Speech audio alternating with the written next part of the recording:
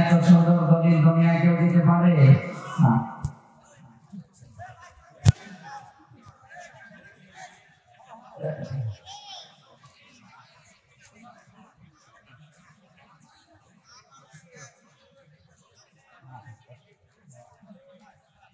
সম্মানিত উপস্থিতি, সামনে বসা যারা আছেন মুসলমান ভাই এবং বোনেরা, প্রশাসনের ভাইরা, প্রান্তীয় বগুড়াবাসী, পর্দার আড়ালে আসে আমার সম্মানিত মা এবং বোনেরা, সবাইকে নিয়ে আজকে আল্লাহর দরবারে শুকরিয়া জানাচ্ছি। মাত্র একটা দিন আছে, গুরুত্বপূর্ণ একটা মাস আমাদের সামনে ছায়া ফেলতে যাচ্ছে, রমজানুল মুবারক।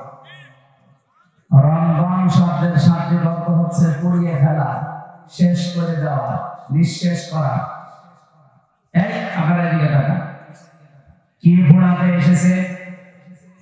আজকে একটা ভিডিও দেখছিলাম, কারা যেন বানিয়েছে, কাওয়া কাকুকে নিয়ে আসতেছে একজন সাজিয়ে, যে কাওয়া কাকুর আগমন, পাশে যারা আছে ওরা বলছে জ্বালিয়ে দেন, পুড়িয়ে দেন।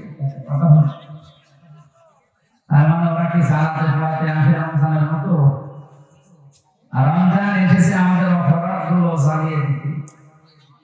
আমাদের যে সমস্ত অপরাধ আছে আল্লাহ রাব্বুল আলামিন রমজানের মাধ্যমে সব জ্বালিয়ে পুড়িয়ে সারখার করে দিতে চান। এই পৃথিবীতে আল্লাহ যত নিয়ামত মানুষকে দিয়েছেন, আমরা আজকে দুইটা ফরজ আদায় করব। আজকে একটা ফরজ বিষয় জানবো, আর একটা সব ফরজের বড় ফরজ কোনটা ওইটা জানবো। এই কথা বুঝতেছেন? একটা হচ্ছে ফরজ, আর সব ফরজের ভেতরে বড় ফরজ। এই দুইটা বিষয় আজকের আলোচনায় আমরা ক্লিয়ার করে বাড়ি যাবো। কারণ 500 ফরজ আছে কোরআনে কারিমে, তার ভেতরে আজকে কয়টা জানা হবে বলেন তো? আরো জোরে বলেন। এই মাদ্রাসার সম্মানিত অধ্যক্ষ, হাজারো আলেমের উস্তাদ এখানে বসে আছেন। এরপরে তিনি আলোচনা রাখেন আপনাদের বগুড়ার সন্তান মাওলানা আব্দুল সালাম, অন্যান্য সম্মানিত ব্যক্তিবর্গ। রমজানুল মুবারক আমাদের একেবারে মাথার উপরে। আজকে সৌদি সহ মুসলিম বিশ্বের অনেক দেশে তারাবি চলছে। এখন অনেকের জায়গায় শেষ হয়ে গেছে, কাবা শরীফে তারাবি চলছে। সুতরাং আমরা আগামীকাল থেকে তারাবি যেহেতু আরম্ভ হবে, রমজান মাস এটা 1500 বছর আগে দুনিয়ায় ছিল না। কথা বললেন না কেন? ছিল না? রমজানের এই মর্যাদা ছিল না। আপনি আজকের এই দিন পর্যন্ত 70 বার সুবহানাল্লাহ বললে যে সওয়াব পাবেন, কালকে রমজানুল মুবারকে একবার বললে সে সওয়াব। আজকের দিন পর্যন্ত যদি 70 রাকাত নামাজ পড়েন একাধারে, যে সওয়াব হবে, কালকে শুধু 1 রাকাত নামাজে সেই সওয়াব হবে। সুতরাং আমরা এমন একটা বরকতময় মাস পেতে যাচ্ছি। সবচাইতে গুরুত্বপূর্ণ হচ্ছে শাহরু রমাদান। এই সেই মাস যার নাম রমজান, আল্লাযী উনজিলা ফীহিল কুরআন, যে মাসে আল্লাহ কোরআনে কারীম নাযিল করেছেন। আমি এখান থেকে কয়েকটা প্রশ্ন নিলাম। 1 নম্বরে, রমজান 1500 বছর আগে ছিল না? ছিল না? কিন্তু দাম ছিল না। সফরের যেমন দাম, রজবের যেমন দাম, শাবানের যেমন দাম, ঠিক এরকম একটা নাম ছিল রমজান। তো কিসের জন্য এত মর্যাদা হয়ে গেছে? বলেন বলেন। আল্লাযী উনজিলা ফীহিল কুরআন, যেই মাসে আল্লাহ কোরআন নাযিল করেছে। সুতরাং এখানে একটা বিষয় পরিষ্কার, রমজানের কোনো মূল্য না, মূল্য কোরআনের। বলেন না কেন? বিয়েতে বরযাত্রী 1000 বরযাত্রী নিয়েছে, মাত্র বর 5 জন। কয়জন? 5 জন বর দিলে বিয়ে হবে? এই আপনারা কথা বলেন, কি সমস্যা কি? চুপ করেন না। এটা ইবাদত চলছে এখন, ইবাদতের মতো। নামাজ একটা ইবাদত, নামাজে দাঁড়িয়ে এদিক ওদিক একটু হালকা তাকানো যায়, একটু হালকা গল্প করা যায়। ওইটাই যদি না যায়, এখানে যাচ্ছে কোনটায়?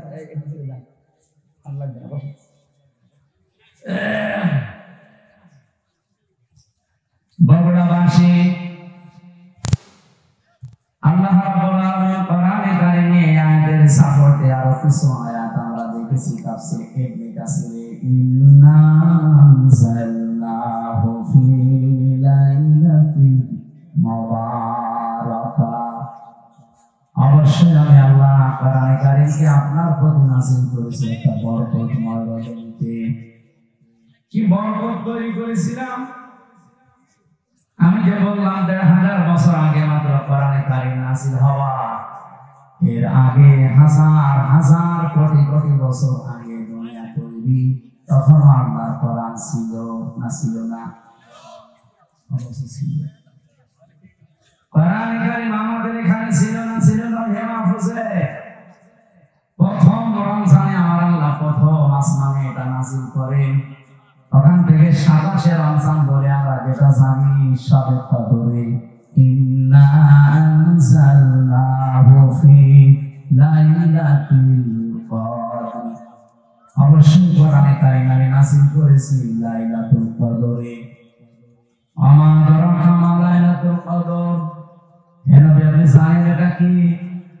লাইলাতুল কদরি খায়রুম মিন আলফি শাহর। এখানে আলেম আছে যেহেতু কামিল মাদ্রাসা, খেয়াল করে আল্লাহ আলফুন শাহরুন দেননি যে ১০০০ বছর, আল্লাহ দিয়েছেন আলফুন শাহরুন। ১০০০ বছর এটা নাই, দুইটাই যেহেতু অনির্দিষ্ট, এটা শুধু ১০০০ বছর হবে না, এটা হাজার হাজার বছর হবে। তাফসীরে মুফাসসির জানাতে পেরেছেন হাজার হাজার বছর পৃথিবীর মানুষের যে উপকার হয়নি, সৃষ্টি জগতের যে কল্যাণ হয়নি, কোরআন যেদিন নাযিল হয়েছে ওই দিন আমার আল্লাহ তামাম পৃথিবীর উপরে তার চাইতে বেশি কল্যাণ করেছে। কি কল্যাণ দিলেন আল্লাহ? এত দামি একটা রাত বানিয়ে দিলেন যে হাজার হাজার হাজার হাজার মাসের চাইতে এটা আল্লাহর কাছে উত্তম। কারণ শুধু একটাই, কোরআন দিয়ে আমার আল্লাহ শ্রমিকের মর্যাদা বৃদ্ধি করে দিয়েছেন, কোরআন দিয়ে নারীর মর্যাদা বৃদ্ধি করে দিয়েছেন। এত বেশি মর্যাদা আল্লাহ শ্রমিককে দিয়েছেন, বিশ্ব নবী জানিয়েছেন আল কাসিবু হাবিবুল্লাহ। শ্রমিক যারা কাজ করে খায় এরা সাধারণ মানুষ থাকে না, এরা আল্লাহর বন্ধু হয়ে যায়। বাংলাদেশের নিয়মটা আলাদা। এদেশে যারা কাজ করে না, খালি মেরে খায়, এরা আল্লাহর বন্ধু। ৪৮,০০০-এর উপরে দরবার আছে এই দেশে। মানে একটা দরবারের মানুষকে দেখান তো যে দরবারে মানুষ কাজ করে খায়, কোন কাজ? শুধু হাদিয়া তোফা আসবে বিভিন্ন মুরিদদের। সাতক্ষীরায় আমি এক পীর পেয়েছিলাম, ওনার ১২,০০০ নাকি মুরিদ।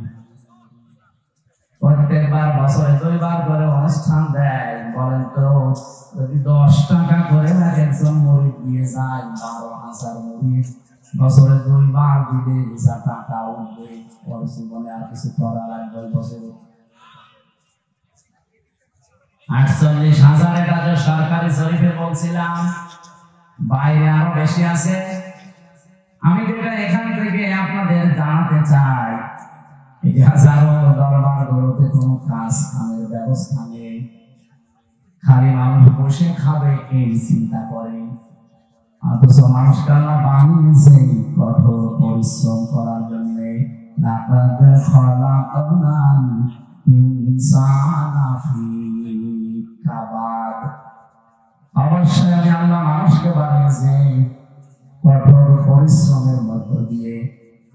বিজ্ঞান জানিয়েছে মায়ের জরায়ুতে যখন সন্তানটা পড়ে, তার মানে বাবার বীর্যটা ১ ফোঁটা যখন পড়ে, ১ ফোঁটা বীর্যের ভেতরে কমপক্ষে ৪০ লাখ আমের হামসা তৈরি হতে পারে।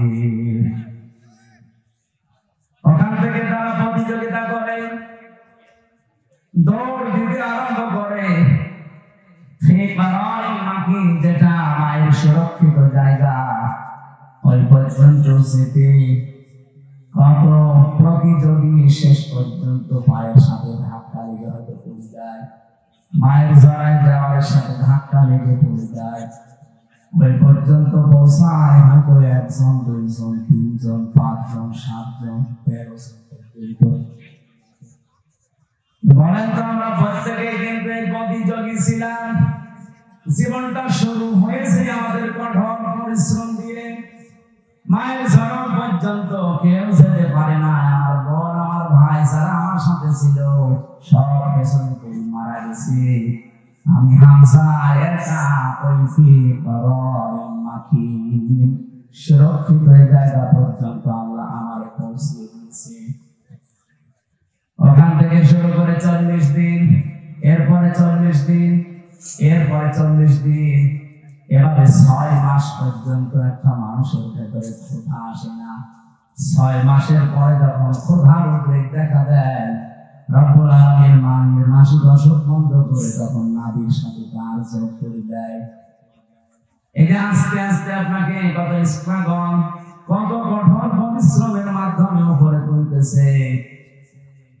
এরপরে যখন পৃথিবীতে আপনি আসেন, এমন একটা চাপ খেয়ে আসা লাগে যারা নর্মাল ডেলিভারিতে আসে, এমন একটা চাপ দেওয়া হয় মায়ের জড়াইতে। কান মুখ নাক চা আছে বিভিন্ন জায়গা দিয়ে কিন্তু বদ রক্ত বের হয়ে চলে যায়। বিজ্ঞান এখন জানিয়েছে এই তথ্যটার উপর ভিত্তি করে কষ্ট মাপার একটা পরিমাপ আছে, যন্ত্র আছে। এই যে বিশাল প্যান্ডেল দেখতে পাচ্ছেন, যদি আজকের সভাপতিকে বলা হয় এটা আপনি একটু মাপ দিয়ে দেন তো উনি এটা দাঁড়ি পাল্লায় তুলে দিবে। হ্যাঁ, এটা মাপ দেওয়ার একটা যন্ত্র আছে না, ফিতা দিয়ে মাপবে, গজ দিয়ে মাপবে। এই যে জ্বর যদি হয় আমার শরীরে, এটা মাপার জন্য একটা আলাদা যন্ত্র আছে না, কি কথা নাম কি? থার্মোমিটার। দুনিয়াতে প্রতিটি জিনিস পরিমাপ করার জন্য আলাদা আলাদা যন্ত্র আমরা জানি আছে। আপনারা কথা বলতে নিয়ে আসেন, ইয়ার কি মাসে না ঘন্টা করতে দাঁড়িয়েছে।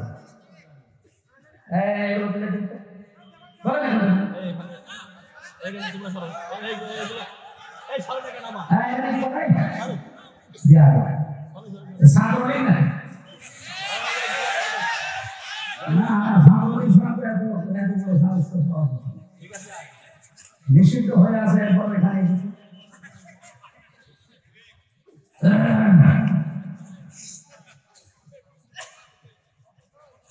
নিষিদ্ধ না, ওরা নিষিদ্ধ জিনিস এখানে আসবে। আমাদেরকে 1 তারিখে নিষিদ্ধ করেছিলেন, আমরা 5 দিন গা ঢাকা দিয়েছিলাম। আপনাদের নিষিদ্ধ, আপনি যতদিন শুদ্ধ না হন ততদিন গা ঢাকা দিন। স্বরাষ্ট্র উপদেষ্টারা তো পরশুদিন কি ঘোষণা দিয়েছেন দেখেছেন? যদি কোনো জায়গায় কোনো ডাকাত, চোর, ছিনতাইকারী, চাঁদাবাজ ধরতে পারেন, জায়গায় মেরে ফেলবেন, কোনো বিচার নেই। এরকম হওয়া দরকার। আজকে আমি প্রশাসনের সাথে একজনের কথা বলছিলাম আসার সময়, বলছে এখন যে বিশৃঙ্খলা গুলো তৈরি হচ্ছে সব লোকের ভেতর থেকে আমাদের ভেতরে ঢুকতেছে, যেন এই সরকার ব্যর্থ হয়ে যায়। এই জন্য খুব সতর্ক থাকা লাগে ভাই। এমন একশো অর্ধেক কানে নিচে জায়গা মতো বসে পড়বে না,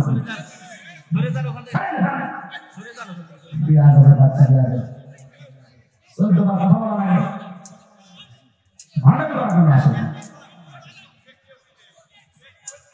একজন যাতে দাঁড়িয়ে থাকে না সামনে,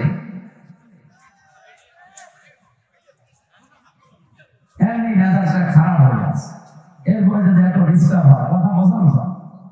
গতবার গাবতলী থেকে আসার সময় এই মাহফিলে আমি বের হয়েছিলাম, ওখান থেকে 9টা থেকে এই জায়গায় এসে 10টায় উঠবো। কিন্তু ওসি সাহেব আমাকে এমন তারা দিয়েছে, 1 টাড়ায় করে 1.5 কিলোমিটার শুধু দৌড়িয়েছে, তা মাঠের ভেতর। এই আগস্টের 5 তারিখের পরে ওই ওসি সিরাজগঞ্জ গোল চত্বরে দেখা করছে। রাত 2টার সময় আমি চা খাচ্ছি বসে, আমি আব্দুল বারী রশিদি ভাই, এরপর হোসাইন আহমেদ মাহফুজ আরো বলছিল, এটা বলছো হুজুর মাফ করুন। কে ভাই আপনি? আমি সেই গাবতলী থানার ওসি। আরে শয়তান, এই তোরে তো করছি, কোথায় ছিলি এতদিন? আমার বদলি করে দিয়েছে, আমার নামে বিভাগীয় মামলা হয়েছে। আর এখন কক্সবাজারের টেকনাফে আছে, মাফ করবার আগে টাকা ফেরত দেন। ওই দিন আমার তো ধরতে পারেননি, গাড়িটা ধরে ড্রাইভারে ধরে আব্দুল বারের ওষুধ দিয়ে ওর গাড়ি ধরে আব্দুল সালামের গাড়ি ধরে আপনি 1,13,000 টাকা নিয়েছেন। ওই টাকাগুলো ফেরত দেবেন, এরপরে আবার মাফ হবে। যত টাকা মাফ কিসে, 7 দিন সময় দিলাম টাকা ফেরত দেওয়ার আগে। টাকা ফেরত দিয়েছে 1 লাখ। পুলিশ যে টাকা ফেরত দেয় বাংলাদেশে মানে এই প্রথম। তাছাড়া আপনি পেয়েছেন পুলিশ 10 টাকা করে ছাড়ে না। আমি প্রথম জেলখানায় গিয়েছিলাম, যখন থানার হাজতে ছিলাম, ওখান থেকে যখন জেলে নিয়ে যাবে কয়েকজন তো দেখতে গেছি, বের হওয়ার সময় আমার কাছে টাকা ছিল মাত্র 10 টাকা। আমার বলছো টাকা, টাকা পাবো কোথায়? বলছে না, আমরা জানি আপনাকে যারা দেখতে এসেছিল কিছু দিয়েছে। সব করে দিচ্ছে, শেষে 10 টাকা দিলাম, তাও খুশি।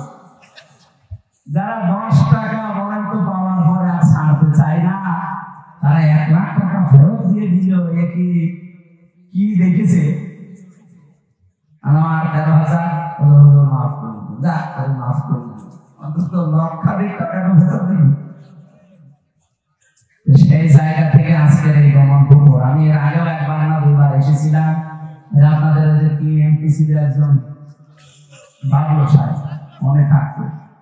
এরপরে তো 3 বছর গেল ভেতরে, আসতে পারি না। গত বছর আসার চেষ্টা করেছিলাম, অনেকেই খারাপ ধারণা করেন দাওয়াত নিয়ে আসে না। আমার রেকর্ড বাংলাদেশে নেই।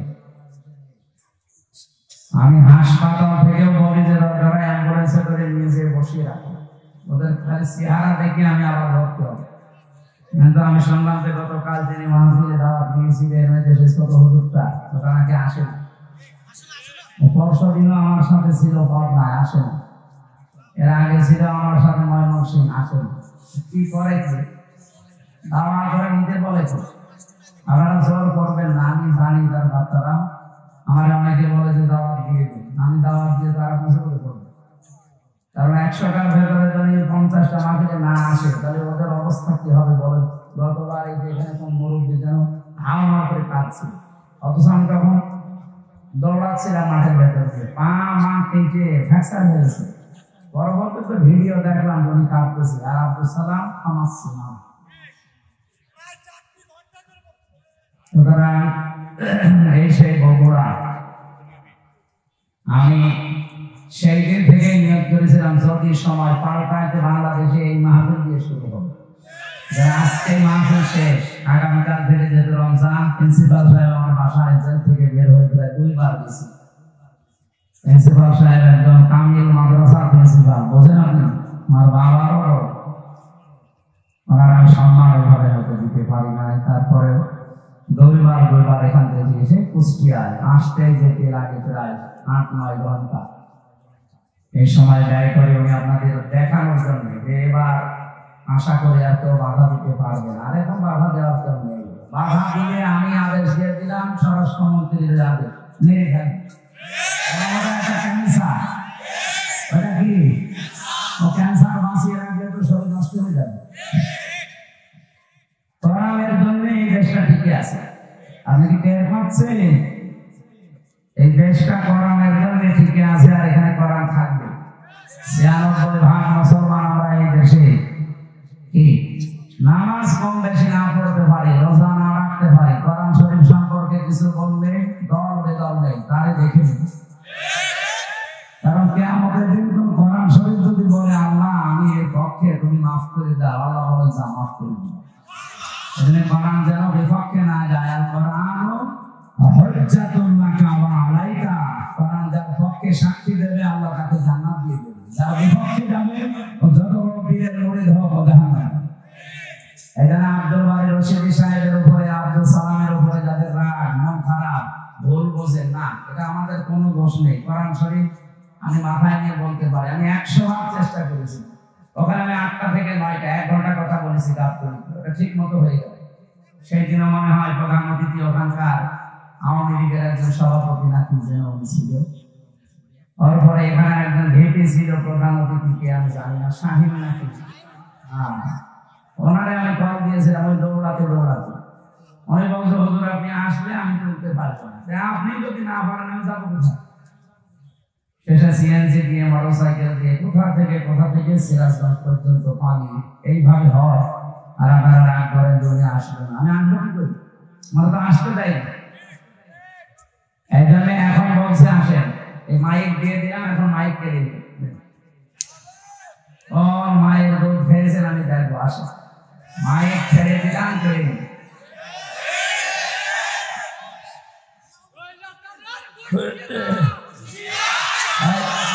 এখন এটা নেই যেহেতু বলবো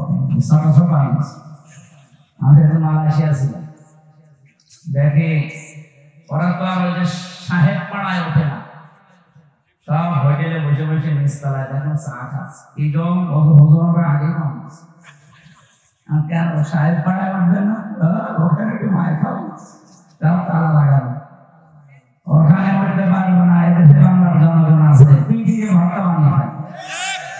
কি করলেন আপনি বলেন, 15.5 বছর যায় মারে কাটিং করলেন, এখন নিজেও খেতে পারেন না, আমাদেরকেও খেতে দিলেন। কি কথা বলেন না, যত টাকা পাচার করেছিলেন টাকাগুলো যদি এই দেশে থাকতো, এই যে প্রায় 36 লাখ যুবক এখন বেকার, এদের বেকার থাকা লাগে? বাইরের দেশে যারা রাস্তা ঝাড়ু দেয়, টয়লেট পরিষ্কার করে, রুটি বানায়, আমি নিজে দেখেছি, যারা এই কাজ করা লাগবে বাইরে। এদেশটা এত সমৃদ্ধশালী আর এত সম্পদ আল্লাহ এখানে দিয়েছে, বাইরের রাষ্ট্রগুলো পাগল হয়ে যাচ্ছে, বিশেষ করে চীন তো পাগল হয়ে যাচ্ছে দেশটাকে উন্নত করার জন্য, শুধু টাকা ঢালবে, আপনি টাকা নেই কি দেখে ঢালবে তারা। এতদিন যে মানুষগুলো দায়িত্বে ছিল, আমাদের দ্বারা ছিল এরা তো না, দায়িত্ব তো পালন করেছে দাদারা যা বলেছে তাই করছে।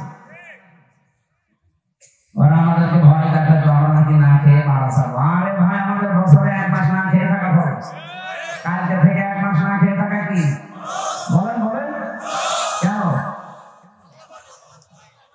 আল্লাহর হুকুম তো আছে, আরো 27টা কায়দা আছে। রব্বুল আলামিন বলেন ওয়ান্তাসুমু খায়রুল লাকুম ইন কুনতুম তা'লামুন। রোজা রাখো, সিয়াম সাধনা পালন করো, তোমাদের জন্য ভালো হবে, উপকার হবে যদি তোমরা বুঝো। আয়াতটা নিয়ে চিন্তা ভাবনা করলাম, না খেয়ে থাকার ভেতরে আবার উপকার কি? কষ্ট। ঠিক না খেয়ে থাকার ভেতরে কষ্ট, উপকার কিসের?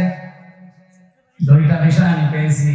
1 নম্বরে রব্বুল আলামিন বলেন রমজানের দ্বারা যেহেতু আমার উদ্দেশ্য মানুষ তাকওয়া অবলম্বন করবে, ইয়াউমা নাহশুরুল মুত্তাকিনা ইলার রহমানি ওয়াফদা। সূরা মারিয়ামের 85 নম্বর আয়াত। কিয়ামতের ওই ময়দানে যখন লক্ষ কোটি কোটি মানুষের হাসিল হবে, ওই ময়দান থেকে কিছু মানুষকে আল্লাহ আলাদাভাবে অতিথি বানিয়ে রায়হান নামক দরজা দিয়ে প্রবেশ করাবে, তারা হচ্ছে মুত্তাকি। বলেন তো রোজা রাখার দ্বারা উদ্দেশ্য কি? মুত্তাকি। বলেন এর পরের আয়াত দেখেন, ওয়ানাসুল মুজরিমিনা ইলা জাহান্নামা ওয়িরদা। রব্বুল আলামিন বলেন যারা পাপিষ্ঠ এদেরকে আমি আল্লাহ তৃষ্ণার্ত, মানে তৃষ্ণার্ত ক্ষুধার্ত অবস্থায় ধাক্কা দিতে দিতে জাহান্নামের দিকে নিয়ে যাব। আমি চিন্তা করলাম ভেড়া দিল কেন আল্লাহ? এমনিতে ধাক্কা দেন, আমি জাহান্নামে পড়ে যাই, আবার আমাকে দুর্বল করবেন, তৃষ্ণার্ত করবেন, ক্ষুধার্ত অবস্থায় নিয়ে যাবেন কেন? আমার ছাত্র মাথায় এসেছে এখান থেকে পৃথিবীতে আল্লাহ রোজা দেওয়ার পেছনে যত কারণ, তার অন্যতম কারণ ধনীদেরকে আল্লাহ বোঝাতে চায় যে না খেয়ে থাকলে কি হয় দেখ। যেহেতু মানুষেরা অনেকেই না খেয়ে থাকে, ক্ষুধার্ত থাকে, তৃষ্ণার্ত থাকে, তাদের ওই দুঃখ কষ্ট যন্ত্রণায় ধনীদেরকে আল্লাহ বোঝানোর জন্য এই রোজা দিয়েছেন। এই রোজা যারা রাখে নাই, এই মুসলিম এই পাপিষ্ঠদেরকে আল্লাহ এমন ধাক্কা দেবে তখন ক্ষুধার্ত এবং তৃষ্ণার্ত থাকবে। বলেন নাউজুবিল্লাহ। রোজা রাখার দ্বারা 3 নাম্বার উপকার যেটা, আমি যেহেতু মুত্তাকি হবে, দুনিয়ায় যেহেতু মুত্তাকিদের অনেক কষ্ট হয়, এই জন্য মুত্তাকি মানুষগুলো শুধু চোখ বন্ধ করতে দেরি হবে। ওয়া উযলিফাতিল জান্নাতু লিল মুত্তাকিনা গায়রা বাঈদ। রব্বুল আলামিন বলেন, আমার মুত্তাকি বান্দাদের দুনিয়ার জীবন শেষ হলে ওদের আর কোনো কষ্ট নেই, এমনকি জান্নাতেও হেঁটে যাওয়া লাগবে না। উযলিফাত এই শাব্দিক অর্থ হচ্ছে নিকটবর্তী করে দেবে আল্লাহ। আপনাকে জান্নাত ডাক দিয়ে কাছে নিয়ে তারপরে ঢোকাবে, আপনাকে হেঁটে জান্নাতে যাওয়া লাগবে না, গায়রা বাঈদ দূরে থাকবে না। জান্নাত আপনার একেবারে কাছাকাছি আল্লাহ পাক পৌঁছিয়ে দেবে। জান্নাতের নিয়ম হচ্ছে জান্নাতের কোনো দরজা বন্ধ থাকে না। হাত্তা ইযা জাউহা ওয়া ফুতিহাত আবওয়াবুহা। এই আয়াতটা আমি জেলখানায় যে বুঝেছি, এর আগে আমি বহু তাফসীর পড়েছি। আলেম যারা আছেন তাদেরকে বলছি, এবার আপনারা হয়তো এটা জেনেছেন কিনা আমার জানা নেই। জেলে যাওয়ার পরে আয়াতটা আমার কাছে ক্লিয়ার হয়েছে এইভাবে, আল্লাহ পাক জাহান্নামের যত জায়গায় বর্ণনা দিয়েছেন কোরআনে, জাহান্নামের দরজাগুলো বন্ধ থাকবে এই কথা আছে। জাহান্নামের দরজা কি থাকে? সব বন্ধ থাকে, সব সময় 24 ঘন্টা অলওয়েজ। এইটা পেয়েছি আমি। হাত্তা ইযা জাউহা ফুতিহাত আবওয়াবুহা, এখানে মাঝখানে ওয়া নেই। আল্লাহ পাক বলেন, জাহান্নামের ফেরেশতারা যখন ধাক্কা দিতে দিতে ওকে জাহান্নামের গেটে নিয়ে যাবে, জাহান্নামের দরজা তো সব সময় বন্ধ থাকে। যিনি দারোয়ান ফেরেশতা আছে, মালিক দায়িত্বে, তিনি দরজা খুলে দেবে। প্রবেশ করার সঙ্গে সঙ্গে আবার দরজা আটক হয়ে যাবে। কিন্তু জান্নাতের দরজা কোন সময় আল্লাহ বন্ধ রাখে না, 24 ঘন্টা ওপেন রেখে দেয়। এই মানুষগুলো যখন জান্নাত কাছে নিয়ে এসে আপনাকে প্রবেশ করাবে, জান্নাতের দরজা তো বন্ধ নেই, খোলাই থাকবে। জেলখানায় গিয়ে আজটা বুঝলাম এইভাবে, আমি এর আগে জানতাম না যে জেলখানা এভাবে 24 ঘন্টায় বন্ধ থাকে। এখন দেখলাম যে জেলখানা কিন্তু 24 ঘন্টা তালা লাগানো। যখন কাউকে নিয়ে যায় তালা খুলে ভেতরে ঢুকিয়ে দেয়, আবার যখন ভেতর থেকে আসবে কেউ বের হয়ে আবার বন্ধ করে দেয়। জাহান্নাম আল্লাহ কিন্তু 24 ঘন্টা পাহারাদার দিয়ে বন্ধ করে রাখে দরজা। জান্নাতি মুত্তাকি বান্দাদের যে বর্ণনা বলছিলাম, এদের যেন কষ্ট না হয়, যেন জান্নাত কোনো দূরে থাকবে না, একেবারে কাছাকাছি নিয়ে এসে দেবে আল্লাহ। 27টা উপকারের কথা আমি তাফসীরে মাযহারিতে পড়েছি। আমি আলেমদেরকে বলছি নোট করে আপনি নিজে মানুষকে শোনাবেন। 1 নাম্বার উপকার হচ্ছে, মাত্র 2017 সালে এটা আবিষ্কার হয়েছে, অটোফেসি। নাম শোনেন? যে বিজ্ঞানী এটা আবিষ্কার করেছে ইউশোনারি ওসামি, এর বাড়ি জাপানে। চিকিৎসা বিজ্ঞানের উপরে গবেষণা চালিয়ে এলেন, তা নোবেল পর্যন্ত পেয়েছে, নোবেল পুরস্কার। 2017 সালে মানে চিন্তা ভাবনা করেছে মানুষের এই শরীর নিয়ে।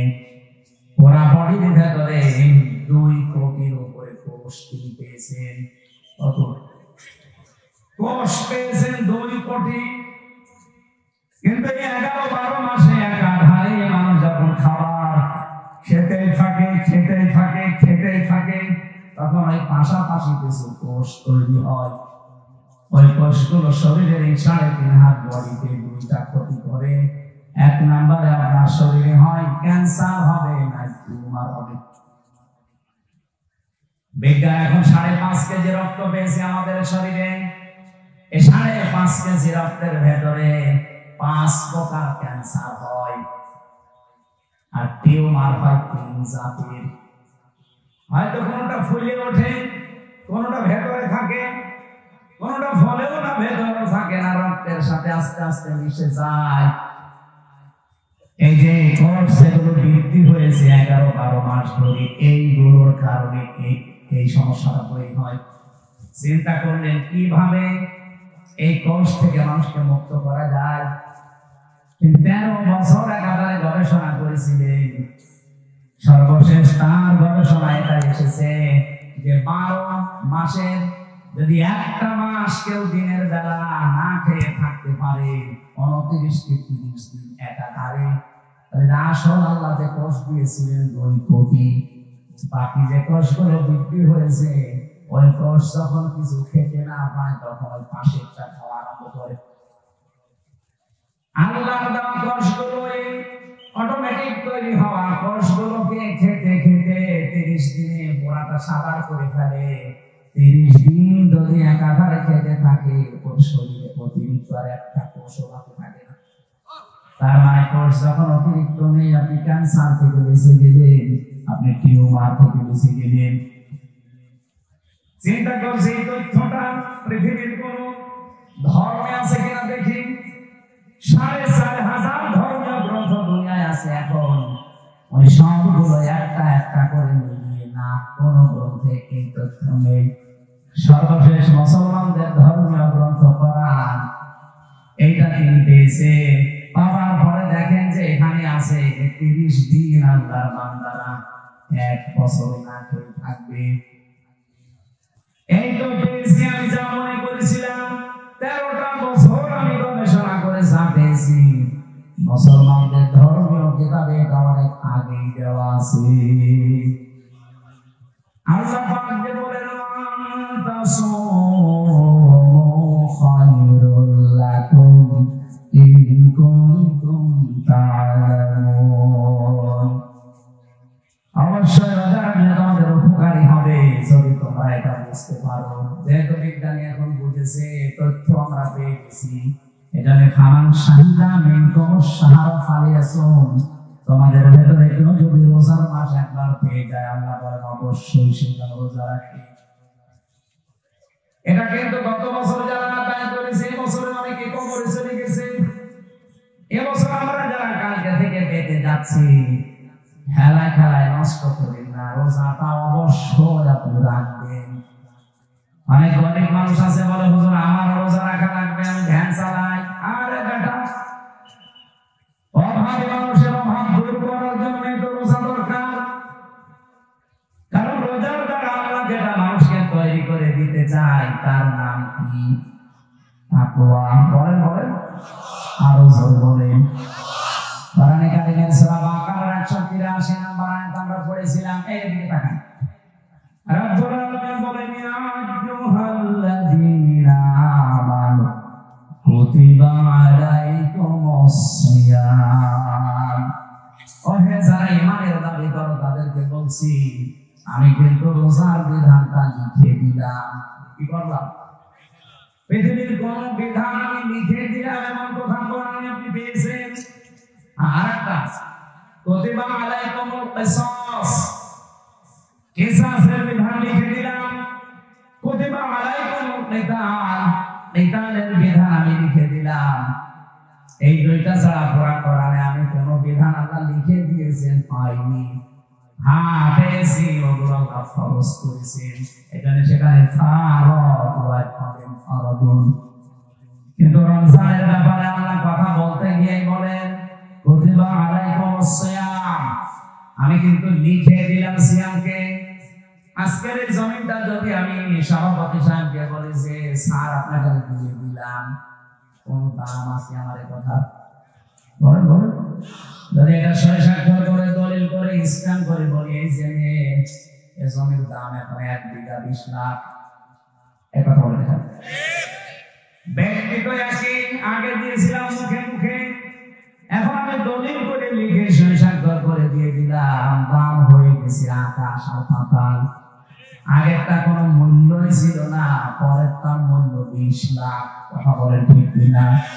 আর বলেন আমি রোজা তো তোমাদের জন্য খরচ করেছি ফারত দিয়ে না, কাটা বা কাটা দিয়ে। আমি কিন্তু লিখে সই স্বাক্ষর করে দিয়েছি। এত দামি বিধান এটা আমি আল্লাহর কাছে পৃথিবীর অন্যান্য বিধানগুলো আমি দুনিয়ায় নাযিল করেছি জিবরাইলকে দিয়ে, আর রোজাটা নাযিল হয়নি, এটা আমি আল্লাহ দিয়েছি আমার রাসূলকে আরো সেই উপহার দিয়েছি। বিশ্বনবী মুহাম্মদ রাসূলুল্লাহ 50 ওয়াক্ত নামাজ পেয়েছিলেন। ভালো করে শুনবে, আমি বলার জন্য বলছি, শোনার জন্য শুনবেন না, এখানে কিছু নেওয়া লাগবে। 50 ওয়াক্ত নামাজ পেলে তিনি 6 মাস রোজা পেলেন, আনন্দে আসছিলেন। প্রতিমধ্যে হযরতে মুসা নবীর সাথে দেখা। হযরতে মুসা গিয়ে বলেন, ইয়া রাসূলুল্লাহ, আপনার মর্যাদা আমার সাথে বেশি, কিন্তু অভিজ্ঞতা আপনার সাথে আমার বেশি, কারণ দুনিয়ার জীবন আমি পার করে এসেছি। আপনি তো জানেন না বাস্তবতা কি। আপনার উম্মতের যে অবস্থা, 60-70 বছরের বেশি ছাড়া বাঁচে না, আর আমার উম্মত 1500-2000 বছর হায়াত পেয়েছে। ওরা পাহাড় কেটে বাড়ি বানিয়েছে, এত শক্তিশালী ছিল। একমাত্র একটা রোজা ছিল বছরে, আর একটা মাত্র নামাজ ছিল 1 ওয়াক্ত সারাদিনে, তাই আমার উম্মতরা পড়তো না। আর আপনার উম্মত এত ওয়াক্ত নামাজ দিয়েছে, 6 মাস রোজা আপনি আরম্ভ করে পারবে না। আপনি জানান না একটু প্রমাণ। উনি 1 বার 2 বার 3 বার প্রায় 9 বার ফেরত পাঠিয়েছিলেন। প্রতিবার 5 ওয়াক্ত করে আল্লাহ কমিয়েছেন 5-9 45 ওয়াক্ত। হযরত মুসা বললেন, না হবে না, আরেকবার যান। বিশ্বনবী বলেন, হে ভাই মুসা, কি বলেন আপনি? আল্লাহ আমাদের দিতে চান আর আপনি বলেন প্রমাণ। আমার লজ্জা করছে, আমি আর যেতে পারবো না। আমার উম্মতের ব্যাপার আমি জানবো, পড়বে কি না পড়বে আমি দেখবো, আমি আর যাবো না। সঙ্গে সঙ্গে জিবরাইলকে ওই জায়গায় পাঠিয়ে দিয়েছিলেন। তখন তিনি ষষ্ঠ আকাশে আছেন। রব্বুল আলামিনের ফেরেশতা জিবরাইল এসে বলে, ইয়া রাসূলুল্লাহ, আল্লাহ আমাকে পাঠিয়েছেন 2টা বিষয় জানানোর জন্য। 1 নম্বরে, আল্লাহ যেহেতু সিদ্ধান্ত নিয়ে রায় দিয়েছেন, ওয়াতাম্মাত কালিমাতু রাব্বিকা সিদকাও ওয়া আদলা, লা মুবাদদিলা লিকালিমাতিহি ওয়া হুয়াস সামিউল আলিম। বলেন আল্লাহু আকবার। সূরা আনআম 112 নম্বর আয়াত। খুব ভালো করে খেয়াল করবেন, এখন সেই শিক্ষাটা আসবে, এটা নিয়ে বাড়ি যাওয়া লাগবে। শুধু এসেছেন চলে যাবেন না। এই জন্য আমি মাহফিল করি না, আমি কিছু দেখবো এমন যেটা কোরআন হাদিসের সাথে মিলে গেলে আপনাকে নিয়ে বাড়ি যাওয়া লাগবে। কথা বলেন না কেন? এখানে রেখে চলে যান, তবে আপনার শুনতে আসা দরকার কি? বলেন তো, বাড়ি নিয়ে যাবেন কিনা? হ্যাঁ, বাড়ি নিয়ে যাবে না? আওয়াজ পাওয়া যাচ্ছে না, যাবেন? রব্বুল আলামিন 1 নম্বরে বলেন, আমার কোরআনে যত তথ্য আছে সব সত্য। 2 নম্বরে যত তথ্য আছে সব ইনসাফপূর্ণ। 3 নম্বরে আমার কথা কোনদিন রদবদল হবে না, পরিবর্তন হবে না। আল্লাহর কথা যেহেতু পরিবর্তন নেই, আপনি বারবার এসেছিলেন, এই জন্য আপনার কনসিডারের কারণে আল্লাহ কমিয়ে দিয়েছেন।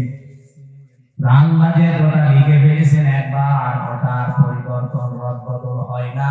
আপনার উম্মতদেরকে বলে দেবেন, যদি তারা 5 ওয়াক্ত নামাজ সঠিকভাবে শিক্ষা নিয়ে পড়তে পারে, আর 1 মাস রোজা যদি হক আদায় করতে পারে, আল্লাহ পাক তাদেরকে 6 মাস রোজা রাখা 50 ওয়াক্ত নামাজ পড়ার সওয়াব দিয়ে দেবে। সেই উম্মত আমরা, সেই রোজা আমাদের সামনে। এখান থেকে 3 নাম্বার যে কায়দাটা, লা মুবাদদিলা লিকালিমাতি, যেটা জিবরাইল আলাদাভাবে শুনিয়েছেন। হে নবী, আপনার শুধু কনসিডারের কারণে আল্লাহ কিন্তু কমিয়েছে, কিন্তু সওয়াব কমাবে না। যদি 5 ওয়াক্ত হক আদায় করে পড়তে পারে, রোজা রাখতে পারে, আমি আল্লাহ ওইটাই রাখবো যেটা আগে দিয়েছিলাম। কারণ আল্লাহর কথায় কোনো পরিবর্তন, জোরে বলা লাগবে, আল্লাহর কথায় কোনো পরিবর্তন। বাংলাদেশে এমন এমন রায় আমরা 15 বছরে দেখলাম, যেটা পরিবর্তন অলরেডি হয়।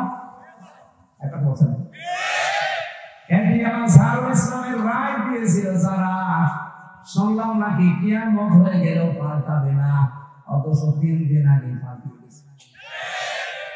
এখন কিন্তু মঞ্জুর হয়েছে, রিভিউ করতে পারবে, শুনানি করতে পারবে। তার মানে এতদিন যা রায় ছিল বোঝা যাচ্ছে এগুলো সব মিথ্যা। আমার মনে হয় সালাউদ্দিন কাদের চৌধুরী, মাওলানা মতিয়ার রহমান নিজামী, এই মানুষগুলো যদি এখন বেঁচে থাকতেন, আর যদি আগস্টের 5 তারিখের পরে যে পরিবর্তন দেখতে পাচ্ছি, ওনাদেরটা এখন খারিজ হয়ে যেত, এখন আবার ওনাদের জামিন মঞ্জুর করানো যেত। হ্যাঁ, কিছু বদনসিব মানুষ আছে তাদের ভাগ্য খারাপ, এই মানুষগুলো এখন আরম্ভ করেছে 25 তারিখের পর থেকে যে না, ওনার সাজা হয়ে গেছে, ওনার মঞ্জুর করা ঠিক হয়। সাজা হয়ে গেলে যদি তার এটা আপিল ডিভিশনে মঞ্জুর করা ঠিক না হয়, তার জিয়া সাহেবের 9 বছর সাজা হয়েছে, তার স্ত্রীর 3 বছর সাজা হয়েছে, একটা বছর খালেদা জিয়ার 6 বছর সাজা হয়েছে। কেন তাদেরকে সাজা থেকে মুক্ত করে মুক্ত জীবনে তাদেরকে ফিরিয়ে দেওয়া হবে? ওনাদের মামলা ইনাদের মামলা, সাজা তো সবারই এক। আপনি কেন পক্ষপাতিত্ব করেন? এই কথা যদি কেউ বলে, আল্লাহর অভিশাপ তার উপরে, তার বিবেক বুদ্ধি সব মারা গেছে। সালাউদ্দিন কাদের চৌধুরী চট্টগ্রামে উনি বেঁচে থাকলে এখন মুক্ত জীবনে ফিরে আসতে পারতেন। আমার যতটুকু বাস্তবতার ধারণা, হাসিনার আমলে 15.5 বছরে যারাই মিথ্যা মামলা, মিথ্যা সাক্ষীর কারণে জীবন নষ্ট হয়েছে, কোনো বিচার লাগবে না, কোনো রায় লাগবে না, সব ছেড়ে দেওয়া হবে। কিসের বিচার? ও তো সব বানিয়ে বিচার করেছিল। নয়তো খালেদা জিয়ার নামে যে মামলা দিয়েছে, আপনি বলেন তো, এতিমের টাকা আত্মসাৎ করা মামলা, এই টাকা আরো 6 ডবল বৃদ্ধি হয়েছে, তারও তার নভেন্ড হবে, আর তাদের আরো 6 বছর জেলে দিয়েছে।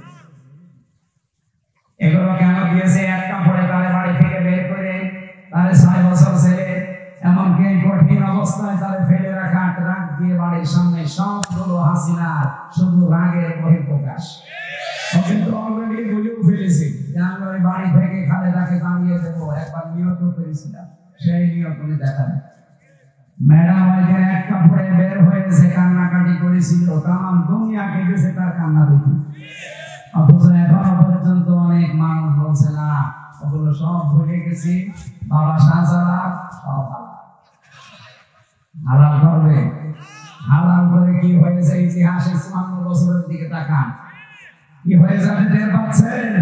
75 সাল থেকে শুরু করে আপনি তাকান, যাদেরকে এভাবে হালাল করেছে তারা কি বাসটা দিয়েছে। বাস দেওয়ার সময় যেহেতু চেঁচে ছিঁড়ে দেয়, তাও দেয়নি, পুরোটাই দিয়েছে। এখন যদি আমার সব হালাল করে নিন, এমন বাস দেবে না যেভাবে বাপ বলার সময় পাবেন না।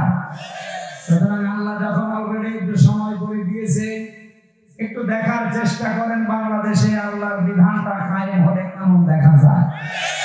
সবই তো দেখলাম, কিছু তো হয়নি।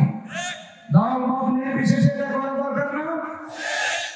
50 জন নামাজ দিয়েছিল, 50 জন নামাজ শুধু পড়ার জন্য আল্লাহ দেয়নি, বলেছিল নামাজ কায়েম করবা। এখানে পড়া কোরআন শরীফের ভেতরে এক জায়গায় আছে মাত্র নামাজ পড়ার কথা। কোন জায়গায়? কোন জায়গায়? হাসান লিলি রব্বিকা, হাসান লিলি পর্যন্ত ঠিক আছে। বাংলাদেশ বহু মানুষ নামাজ পড়ে, কি করে? হয়তো লোক দেখানোর জন্য, ভোট পাওয়ার জন্য, অথবা মানুষ যেন বলে যে না লোকটা নামাজ এই জন্য, কথা বলে না কেন? কিন্তু এরপরে শব্দ কি? হাসান লিলি রব্বিকা। শুধু নামাজ পড়লেও হবে না, রবের জন্য পড়া লাগবে। আর যারা রবের জন্য নামাজ একবার আরম্ভ করে, আপনি দেখবেন তামাম দুনিয়া একদিকে, তার নামাজ আপনি বাদ দিতে পারবেন। আমি আমার রিমান্ডে দেখেছিলাম, আমার সামনে দিয়ে যে লোকটাকে নিয়ে গেল তার এই নখ তুলেছি, বলছিল যে হামজা ভাই, আমাকেও নিয়ে গিয়েছিল ওই মেশিন গুলো দেখাতে, আমার তোলেনি কিন্তু নিয়েছে। ডিএম আমাকেও দেখিয়েছে, এরকম একটা চেয়ারে বসিয়ে দেয়, হাতের সাথে পায়ের সাথে বেল্ট লাগিয়ে দেয়, গলার সাথে একটা ক্লিপ লাগিয়ে দেয়, মাথায় একটা কালো কাপড় দিয়ে একটা শর্ট সুইচ টিপ দেয়, এক টিপে 120 বার করে। টের পাচ্ছেন 120 বার 1 মিনিটে, 1 সেকেন্ডে কয়বার হয়? চিন্তা করতে পারেন, ঘুরে দেখান তো। এতটুকু যদি ছেড়ে দেয় যে ভাই যা করে আমি একবারে 2-4 বার একটু শর্ট দিলাম চলে যা, না, এবার এমন একটা মেশিন নিয়ে আসে এই হাতের সাথে পায়ের সাথে একেবারে খাপ খাওয়ানো। শুধু আপনার এখানে ধরবে, একবার টিপ দেবে, সব নখগুলো খুলে চলবে। আর নখ খুলে গেলে ফিনকি দিয়ে রক্ত বের হয়। আপনি নখ খুলে দেখেন কি রক্ত বের হয়। রক্ত যে ফিনকি দিয়ে বের হবে তখন পাতলা মিহি সে লবণের কাছে কি বলতেই যদি আমার এমন লাগে, আমি নিজে ফেস করে আসলাম, কতগুলো কঠিন ছিল বলেন তো।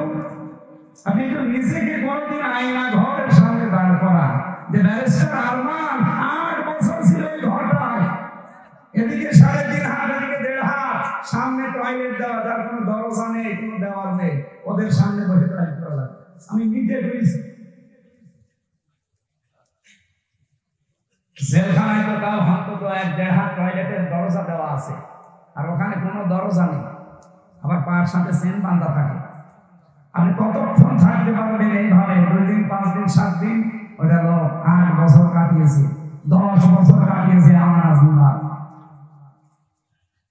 এখনো পর্যন্ত অনেকে জালেমের সাফাই গায় আর বলে না এটিএম আজহারুল সাজাপ্রাপ্ত মানুষ, ওনারে মামলায় জামিন দেওয়া হবে কেন? সবাই করা দরকার। হাসিনার ওপর মামলা কিসের? ও তো যা করেছে সব আগে পড়ে ওর বাবার ওই হত্যার প্রতিশোধ নেওয়া। ওর বাবার নাম শুনলে আজ পর্যন্ত কোন মানুষ কথা বলেছে যে শহীদ বঙ্গবন্ধু? না, আমি পাই না। কিন্তু আপনাদের বগুড়ার সন্তান শহীদ জিয়া নাম শুনলে মানুষ আগে শহীদ বলে। কেন? এমনি এই শব্দটা তো খেলাধুলা জিনিস না যে ডাক্তার নামের সাথে লাগিয়ে দেবে। শহীদ হওয়া কত বড় দামি জিনিস আল্লাহর কাছে জানেন? শহীদরা মরে গেছে কথা বলা বিষয়, শহীদরা মরে গেছে ধারণা করা বিষয়, কত দামি শব্দ। এই জন্য আমরা শহীদ বঙ্গবন্ধু আজ পর্যন্ত কারোর মুখে শুনি না, কেউ বলেও না। হ্যাঁ, এরকম বলে যে ওনারে ওইভাবে মারা ঠিক হয়নি, ওনারে টুকরো টুকরো করার দরকার। কিন্তু শহীদ জিয়ার নাম শুনলে আপনি বলেন, নাম শুনলে যাকে মানুষ শহীদ বলে। উনি যে কাজটা করে দিয়েছিলেন আরাফাতের ময়দানে, ওনার জীবনে কি কবল হবে না হবে আমি জানি না, তবে এই কাজটা আমার মনে হয় আল্লাহ ভালো দিয়েছে। লক্ষ লক্ষ মানুষ সেখানে গিয়ে ছায়া আশ্রয় পায়। আমি নিজেও সে আশ্রয় ছিলাম ছায়া। মন থেকে এমনি দোয়া আসে, আল্লাহ এই ছায়াটা যিনি দিলেন তৈরি করে, তার মাথার উপর তোমার কুদরতের ছায়া তুমি দিয়ে দিও। আরাফাতের ময়দানে হাসির দোয়া আল্লাহ ফেরত দেয় না, কবুল হয়। লক্ষ লক্ষ হাসিরা এই দোয়া করে শুধু এই নিম গাছের জন্য, কবুল হবে না? আমিও মন থেকে লোকের জন্য শ্রদ্ধা এবং সম্মান নিয়ে দোয়া করি, আল্লাহ যেন শহীদ জিয়াকে শহীদ হিসাবে কবুল করে এবং তাকে যেন মাফ করে। বলেন আমিন। এই জিয়া পরিবারটা আপনারা জানেন একটা মাজলুম পরিবার। তার একটা ছেলেকে মেরে ফেলেছে, বড়টাকে ছেলে রেখেছিল, একটা ছেলে তো ভাই না। কত বড় কঠিন পরিস্থিতি পার করলো, অথচ এই দলের ভেতরে এখন বাম আর রাম 2 গ্রুপ হয়ে একটা অলরেডি দাদা বাবুদের সাথে বাবা শাহজালাল সব হালাল করার চেষ্টায় আছে। তার একটা গ্রুপ যেটা ডানপন্থী, এত কঠোর, কোন ভারত না কোন পাকিস্তান না, এই দেশের লোকে আমাদের নিজেদের হবে।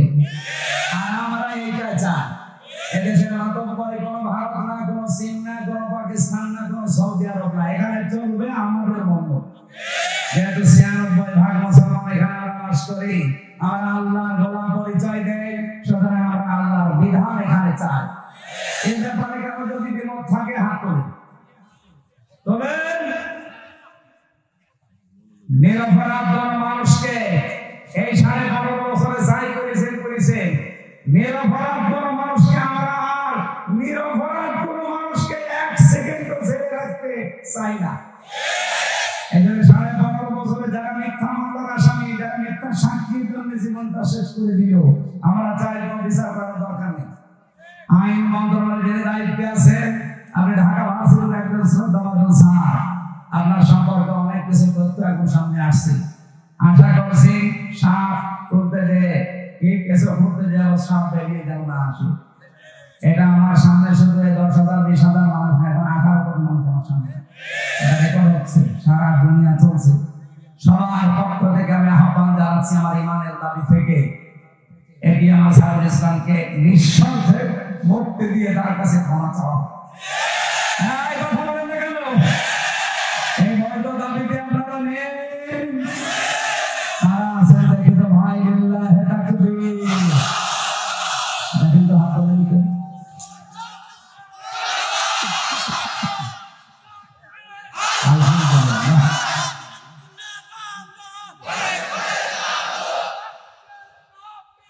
আমার ভাইরা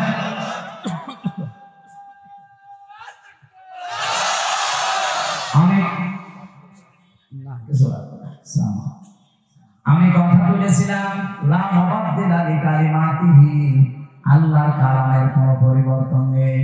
বাংলাদেশের কালামগুলো যে পরিবর্তন এখন হয়ে গেল, এটার দ্বারা আন্তর্জাতিক যে বিচার ব্যবস্থা আছে কি কি পরিগণিত হচ্ছে এই দেশটা, আপনি বলেন।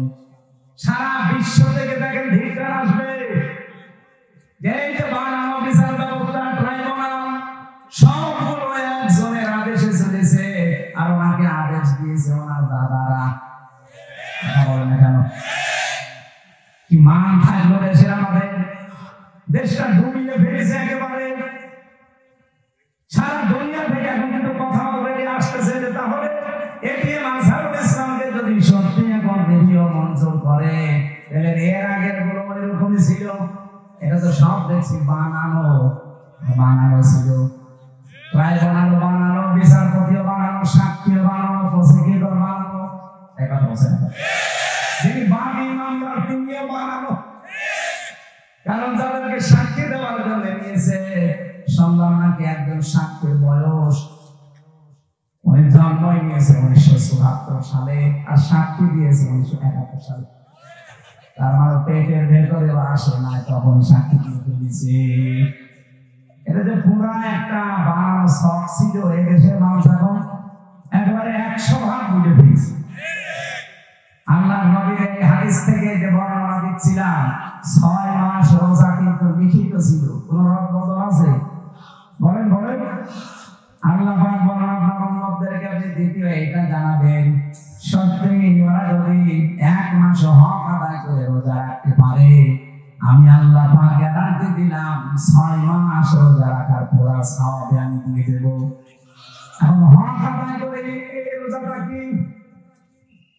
বিশ্বনবী বলেন মান সামা রমাদানা ঈমানা ওয়া ইহতিসাবান গুফিরা লাহু মা তাকদ্দামা মিন যামবি। এদিকে তাকান, এখানে শিক্ষা আছে। যে ব্যক্তি রোজা রাখে রমজান মাসে ঈমান এবং ইহতিসাবের সাথে, এটা কি দুইটা বিষয় হাদিস আমরা সে জন্মের পর থেকে শুনেছি, কিন্তু কোনদিন চিন্তা ভাবনা করেছেন এখানে কি দিয়েছেন আল্লাহ। যে ব্যক্তি রমজানের রোজা রাখে দুইটা জিনিস নিয়ে, এদিকে তাকান, এখানে কথা বলছেন পরে পরে একটু পরে পরে, আগে এই দুইটা শুনে তারপরে আমি আপনাকেও জিজ্ঞাসা করবো প্রিন্সিপাল সাহেব, আপনাকে বলা লাগবে, এতদিন পড়াচ্ছেন এই দুটো বলা লাগবে। কেউ যদি সত্যি রমজান মাসে রোজা রাখে কয়টা জিনিস সামনে নিয়ে? বলেন বলেন। 1 নম্বরে ঈমান, কিসের সাথে? এখন প্রশ্ন আসতে পারে আমার ঈমান তো আছে, আমি তো ঈমানের সাথে রোজা রাখি না। আপনি কি ঈমান যদি দাবি করেন যে আমার ঈমান আছে, মাস্ট কি আপনাকে ঈমানের আগে একটা কাজ করা লাগবে, ওইটা যারা করে না তাদের ঈমান টিকে না। আমায়া করবে তাওবাতুন বিল্লাহ, আল্লাহ পাক নিজে বলেন সূরা বাকারা 256 নম্বর আয়াতের মাঝের অংশে আছে, কেউ ঈমান আনতে চাইলে তার প্রথম কাজ হবে সে যেন তাওবাতকে ছেড়ে দেয়। তাওবাত কাকে বলে? তাওবাতের অর্থ 4টা। 1 নাম্বার তাওবাত হচ্ছে ওই শক্তি যে আল্লাহর হুকুম নিজে মানে না, অন্য কেউ মানবে, মানতেও দেয় না। বলেন তো এই জগৎ পৃথিবীতে নেই? হ্যাঁ বলেন না কেন? চারপাশে আমাদের এই শক্তি আছে, নিজেও মানে না, কেউ মানবে, মানতেও দেয় না।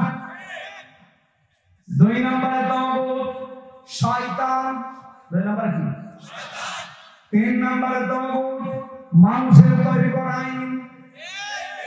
এটা আপনার ঘা লেগে গেল না? আমি কি গোপন করে দেব? না, গোপন করার জন্য আসে, আর গোপন করলে আমার শোনা যায়। সুতরাং মানুষের তৈরি করা আইন যারা দুনিয়ায় প্রতিষ্ঠা করার কাজ করে, আপনি কিন্তু তাগুত। আপনার ঈমান এখনো আনাই হয়নি। আর আপনার এই যে ঈমান দিয়ে আপনি রোজা রাখবেন, রোজার যে পরের প্রতিশব্দ গফিরা লাহু মা তাকদ্দামা মিন যামবি, আপনার সব অপরাধ আল্লাহ মাফ করে দেবে। দেবে কি করে? আপনি তো রোজা রেখেছেন ঈমান ছাড়া। আপনি কি মনে করেন যে পৃথিবীর অন্যান্য ধর্মে যারা আছে তারা রোজা রাখে না? আমি বাইরের দেশগুলোতে ইহুদিদের সাথে মিশেছি, খ্রিস্টানদের সাথে মিশেছি, বৌদ্ধদের সাথে মিশেছি, আর মুশরিক তো পাশে আছে। এদের সাথে তো পিরায় পিরায় দেখা হতো আগে। কারণ বাংলাদেশে ছাড়া আমার বেশি অনুষ্ঠানগুলো ভারতে হয়েছে। আশপাশে কোনো প্রদেশ আমার বাদ নেই। এটা আপনাদের চাইতে ওদের সাথে আমার মেলামেশা বেশি আছে। দেখেছি এই বিশ্বের যে কয়টা নাম বলছি, প্রত্যেক জাতি কম বেশি রোজা রাখে, কিন্তু তাদের রোজা আমাদের আল্লাহর নির্দেশ এবং রাসূলের দেখানো পথে না। খ্রিস্টানরা রোজা রাখে, ওরা ইফতারি করে না। ইহুদিরা রোজা রাখে, ওরা সেহরি করে না। আর হিন্দু যারা কেউ মরে গেলে ওরা রোজা রাখে, উপোস থাকে, ওরা সেহরিও নেই, ইফতারিও নেই। আমাদের নবী যে আনন্দের কথা জানিয়েছেন, লিসাইমি ফারহাতান, ফারহাতুন ইনদা ফিতরিহি ওয়া ফারহাতুন ইনদা লিকাই রাব্বিহি। ইবনে মাজাহ শরীফের হাদিস। নবীজি বলেন প্রতিটি রোজাদারের জন্য 2টা আনন্দের জায়গা আছে। 1 নম্বরে ও যখন ইফতারি নিয়ে পড়বে সারা দিনের পরে, তখন একটা আলাদা আনন্দ আল্লাহ তাকে দান করবে। 2 নম্বরে যখন রোজাদাররা আল্লাহর দরজা দিয়ে প্রবেশ করে আল্লাহর সাক্ষাৎ পাবে, এটা সবচেয়ে বড় আনন্দের বিষয়। অন্যান্য জাতির রোজা কি আমাদের মতো? বলেন বলেন। এর প্রথম নম্বরে কি বললাম? রোজা রাখতে হলে আপনাকে 1 নম্বরে ঈমান, ঈমানের সাথে। আর ঈমান আনতে হলে আগে আপনাকে তাগুত ছাড়া লাগবে। যারা আল্লাহর বিধান মানে না, মানতে দেয় না, এটা মাইনাস। শয়তান মাইনাস। এখন তো বলেন শয়তান বাবা কোথায় আছে? শয়তান নেই? যারা অহংকার করে তারা শয়তান, যারা অপচয় করে তারা শয়তান, যারা যৌনতা ছড়ায় তারা শয়তান। এরকম সৃষ্টিতে নেই। আসতে বলেন কেন নেই? শয়তান খোঁজার আগে শয়তান তো তারা যারা অহংকার করে, শয়তান তারা যারা অপচয় করে, শয়তান তারা যারা নিজেদেরকে যৌন অঙ্গ যেগুলো গোপন রাখা দরকার এগুলো মানুষকে দেখায়। শয়তান খোঁজার জন্য আমেরিকা যাওয়া লাগবে? বগুড়াতেও শয়তান আছে না? এগুলো থেকে মুক্ত হবে। 3 নম্বরে মানুষের তৈরি করা আইন যারা কায়েম করতে চায়, এরা শয়তান। এই তাগুতের সাথে যারা আছেন তাদের রোজা হচ্ছে, এগুলো ছেড়ে দিয়ে রোজা রাখেন, ঈমান হলো। 2 নম্বরে ইহতিসাব মানে এটা হিসাব থেকে এসেছে। আপনাকে একেবারে পঙ্খানো হিসাব নিকাশ করে করে সামনের জীবন আপনি চালাবেন। কি দিয়ে? অল ফুরকান। কোরআনের 55টা নাম আছে, যার একটা নাম হচ্ছে ফুরকান। নাম কি? সত্য মিথ্যা পার্থক্য করে বাকি জীবন আপনাকে চালানো লাগবে। আমি বলেছিলাম না আজকে একটা ফরজ জানাবো, আর সব ফরজের বড় ফরজ জানাবো। ফরজ হচ্ছে রমজানের রোজা, আর সব ফরজের বড় ফরজ হচ্ছে কোরআন দিয়ে হক আর বাতিল পার্থক্য করে বাকি জীবন চালানো। এই ফরজ মানা যাবে না, এইটা এখন দরকার। রমজান আসবে, চলে যাবে 30 দিন পর, কিন্তু আপনি যদি হক আর বাতিল পার্থক্য করে কোরআন দিয়ে জীবন চালাতে না পারেন, আপনার বড় ফরজ আদায় হয়নি, কিয়ামতে ধরা খাবে। আল্লাহ তাআলা এগুলো এমনি দেয়নি আপনাকে। ইউরিদুল্লাহু বিকুমুল ইসরা ওয়া লা ইউরিদু বিকুমুল উসরা ওয়া লিতুকমিলুল ইদ্দাতা ওয়া লিতুকাব্বিরুল্লাহা আলা মা হাদাকুম ওয়া লা'আল্লাকুম তাশকুরুন। ইয়া ব্যাখ্যা আমি পড়েছি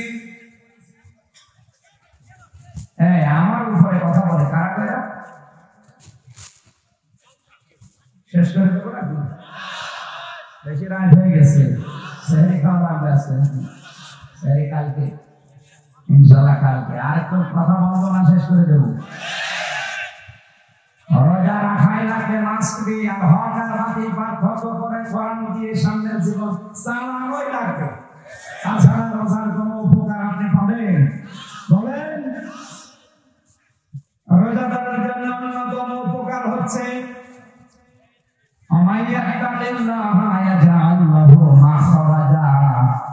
রব্বুল আলামিন বলেন, যদি রোজা রাখার দ্বারা মানুষ তাকওয়া অবলম্বন করে, এমন জায়গা থেকে আমি আল্লাহ তার রিজকের ব্যবস্থা করি যার ধারণা সে কোনোদিন করে নাই। আমি এরকম প্রায় 33টা বিষয় পেয়েছি আয়াতের। যারা রোজা রাখার দ্বারা তাকওয়া অবলম্বন করবে তাদের তো 27টা উপকার হবে দুনিয়া আখিরাত মিলে। আর 33টার ভেতরে 1 নম্বরে হচ্ছে এমন জায়গা থেকে আল্লাহ তাকে বিপদে পড়লে সাহায্য পাঠাবে, ওর ধারণাও ছিল না যে এই জায়গা থেকে সাহায্য আসতে পারে।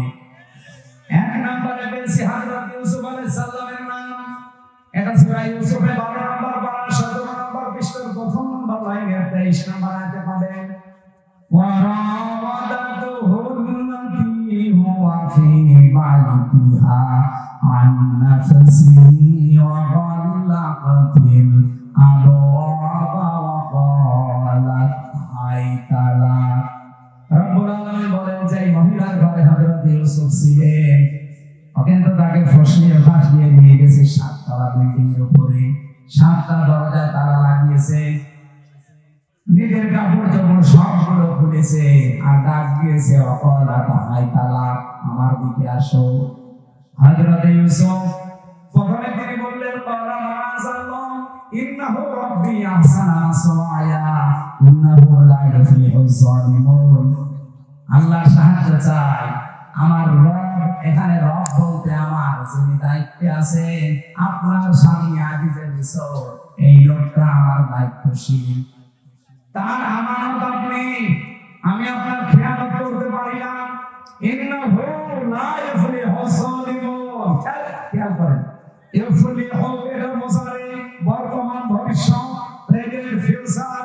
ইউসুফ নবী ওখানে যে মহিলাকে উদ্দেশ্য করে কথা বলছিলেন, ওখানে মহিলা কয়জন ছিল? আর জোরে বলেন। তো একজন দিলে জালিম দিতে পারতেন, জালিমুন দিলেন কেন? হযরত ইউসুফ যদিও জুলাইখাকে উদ্দেশ্য করে কথাটা বলতে চেয়েছেন, কিন্তু কিয়ামত পর্যন্ত হাজারো জুলাইখার বোন আসবে। কথা বলেন না? হযরত ইউসুফ আল্লাহকে জানাতে চেয়েছিলেন এবং ওই মহিলাকে শোনাতে চেয়েছিলেন, কোনদিন কোন জালেম সফল হচ্ছে না, হবে না। ওই আয়াতটা কোরআনে এখন আছে না নেই? আমি জোরে বলেন, আছে না নেই? সুতরাং যারা জালেম হবেন, চর্মচোখে মনে হবে আমার কিছু পাচ্ছি, অনেক উন্নতি হচ্ছে, যদি জুলুম আপনার ভেতরে পাওয়া যায়, আল্লাহর কসম কোনদিন আপনি সফল হতে পারবেন না। যে জায়গার ইচ্ছা করেছিলেন ওখানে যাওয়ার আগে আপনার পতন হবে। পৃথিবীর কোন জালেম সফল হয়নি এর আগে, কোনদিন আর হবে। যদি হয় তাহলে আয়াত মিথ্যা হয়ে যাবে, আল্লাহ তার কোরআন মিথ্যা করবে। এখানে কোন জালেমকে আল্লাহ সফল হতে দেয় না। আর জালেমের বিরুদ্ধে আল্লাহ নিজে কিয়ামতে মামলা দায়ের করবে।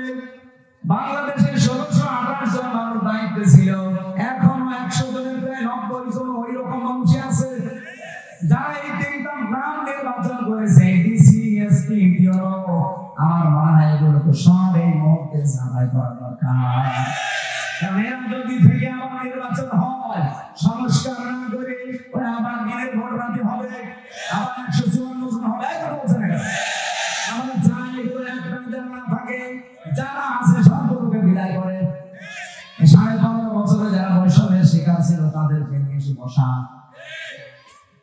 বেশি বলছি, এটা না করে আবার নির্বাচন করেন, ওই আবার দিনের ভোট রাতে হয়ে যাবে।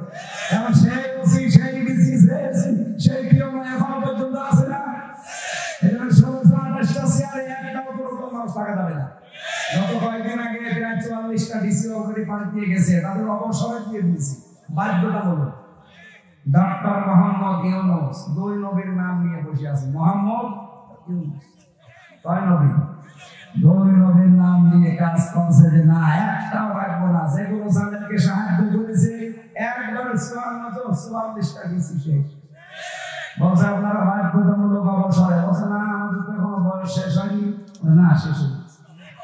নির্বাচনের আগে হাসিনা যেমন করেছিল চাচা এরশাদের কাছে যে বলছে আপনি অসুস্থ, আমি তো ভালো না, আপনার চলে হাসপাতালে ভর্তি করে একটা ইনজেকশন দিয়ে শুকিয়ে দিয়েছে। আমার মনে হয় এটাই করা লাগবে। 1628টা যারা আছে একটা আমরা দেখতে চাই না। আমি নাম নিলাম না, পাশের জেলা নাটোরের সর্বোচ্চ পর্যায়ে যিনি দায়িত্বে ছিলেন, উনি বৈষম্যের শিকার হয়ে 15.5 বছর বয়সী হয়েছিলেন। পরবর্তীতে এসে একটা দায়িত্ব পেয়েছে। ওনার সাথে আমি ওখানে কথা বলছিলাম। উনি বলছিল হুজুর এখনো পর্যন্ত 100 জনের 90 জন ওই শয়তানরা আছে। আপনারা আমরা চিল্লা পাল্লা করে কি ওগুলো পাল্টানো লাগবে কি? 9 দফার ভেতরে সংস্কার একটা নেই, কথা বল না কেন? আমরা চাই একটাও যেন না থাকে। নির্বাচনের আগে সব পাল্টাতে হবে, সব পাল্টিয়ে এরপরে নতুন মানুষ দিয়ে নির্বাচন করে এদেশে যারা যাবে তাদের জন্য ওয়েলকাম দেন। কিন্তু জালেম হবে না। যদি জুলুম করে হানিফের বাড়ির দিকে তাকান, কুষ্টিয়া জুলুম করার কারণে তার বাড়ি ভালো মাটির সাথে মিশে যায়নি। ওর পায়খানা ব্যাংক পর্যন্ত মানুষ করে দিয়েছে। আগামীতে যারা আসবেন চেয়ারে বসবে, যদি জুলুম করেন কারোর উপরে 5 বছর পরে দেখবেন আপনার বাড়িও শ্মশান হয়ে গেছে। গতকালকে ঝিনাইদহ এই জায়গায় হিরণ চেয়ারম্যানকে পিটিয়ে মারার পরে ন্যাংটা করে পেছনে বাঁধ দিয়ে খাড়া করে দিয়েছে। এই জায়গাটা দেখো না, হিরণ চেয়ারম্যান কত অত্যাচার করেছে নারী পুরুষের উপরে। জুলুমের প্রতিশোধ 5 তারিখে একেবারে বিকালে 1 ঘন্টার ভেতরে মানুষ পিটিয়ে মেরে পুলিশের জায়গায়। এরপরে আবার টাঙিয়ে রাখছে রাস্তার মোড়ে টাঙিয়েছে, পেছনে দিয়েছে বাঁশ আর ওই ছোট ফ্যান কেটে দিয়েছে। কি অপমান বলে! কারণ জালেমদের উপরে রাগটা আল্লাহ নিজে, আল্লাহ আমি নিজে মামলা দেব। ইন্নামাস সাবিলু আলাল্লাযিনা ইয়াজলিমুনা নাস, জালেম যারা ওদের বিরুদ্ধে আমি নিজে মামলা দায়ের করব। বাংলাদেশে আমার যাদের উপরে হাসিনা মামলা ছিল কেউ খালাস পায়নি। তারেক জিয়া থেকে শুরু করে খালেদা জিয়া থেকে শুরু করে ইলিয়াস আজহার, আমির হামজা, মামুনুল হক, দেখেন হাসিনা জালবাদী সবগুলো জেল খেয়েছে। কারণ সর্বোচ্চ যিনি তিনি বাদী হলে আপনার যাবেন তার কাছে। আর কিয়ামতের দিনে সর্বোচ্চ কে? উনি বলছে আমি বাদী হব মামলা। আপনার কোন উকিল দাঁড়াবে? এখানে আমরা যেন জালেম হয়ে না যাই। ইউসুফ নবী এইটা ইঙ্গিত দিয়েছিলেন, ইন্নাহু লা ইফলিহু যালিমুন। জালেম দিতে পারতেন, জালিমুন দিয়েছে। কোন জালেম সফল হয়নি, সফল হবেও না কোনদিন। সুতরাং আপনি আমার এই কাজ করবেন। এটা বলার পরে আমি তাফসীরে খাজানের ভেতরে পড়েছি, জুলাইখা সঙ্গে সঙ্গে নিজের শরীরের যত কাপড় ছিল প্রায় সবগুলো খুলে ফেলেছিলেন। সব খুলে ফেলে যখন সামনে এসেছে ইউসুফ নবী নিজের চোখের উপরে হাত দিলেন, কিন্তু মানুষ হিসাবে তার ভেতরে চাহিদা নেই। আপনি আয়াতের পরবর্তী আয়াত দেখবেন 24 নম্বর আয়াত সূরা ইউসুফের, ওয়ালাকাদ হাম্মাত বিহি ওয়া হাম্মা বিহা। জুলাইখা যেমন কাপড় চোপড় করেছে না করার জন্য রাজনী, ইউসুফও রাজনী। কি প্রিন্সিপাল সাহেব ঠিক আছে? না না ঠিক আছে, আপনি আর বাংলা অর্থ নিয়ে আসেন। ওয়ালাকাদ হাম্মাত বিহি ওয়া হাম্মা বিহা। ইউসুফও রাজনী, জুলাইখাও রাজনী। না মানে আপনি আমার বেশি বলছেন, আপনি কম করেন ফেরত নিয়ে আসেন। বাংলা এটা লেখা আছে, এভাবে অর্থ করলে ইমান থাকবে। এটা নবীর উপরে তহমত চলে যাচ্ছে না জেনা, অথচ আমরা কিন্তু এইভাবেই নাজিল করেছি। ওয়ালাকাদ হাম্মাত বিহি ওয়া হাম্মা বিহা। আরে ভাই এই জন্যই তাফসীর মাহফিলে আসতে, যদি সবই বুঝে ফেলেন তা আমি কি ঘাস কাটছি? আল্লাহ রাব্বুল আলামিন বলেন দুইজনে কিছু এগ্রি হয়ে গিয়েছিল।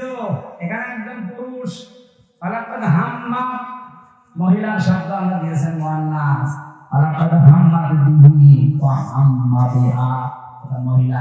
একটা পুরুষের নাম মহিলার নাম দিয়ে আল্লাহ জানাতে চায় জুলাইখা তো আগেই রাজি ছিল, ইউসুফ রাজি হয়ে গিয়েছিল। ইউসুফ রাজি হয়ে গিয়েছিল এটার ব্যাখ্যায় তাফসীরে জালালাইনের ভেতরে পড়েছি হযরত ইউসুফ তো মানুষ না ফেরেশতা?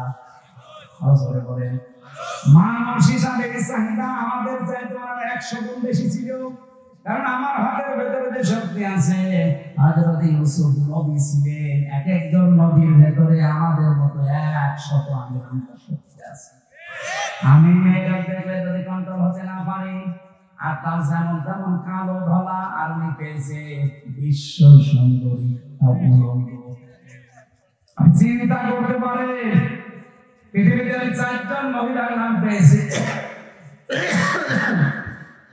আল্লাহ তাদের সব জায়গায় সুন্দর করে বানিয়েছিলেন। 1 নম্বরে আমাদের আদি মাতা হযরত হাওয়া, 2 নম্বরে জুলাইখা, 3 নম্বরে পেয়েছি হযরত ইব্রাহিম নবীর বড় স্ত্রী সারা, 4 নম্বরে আমাদের নবীর মেয়ে ছোটটা ফাতিমাতুজ জোহরা।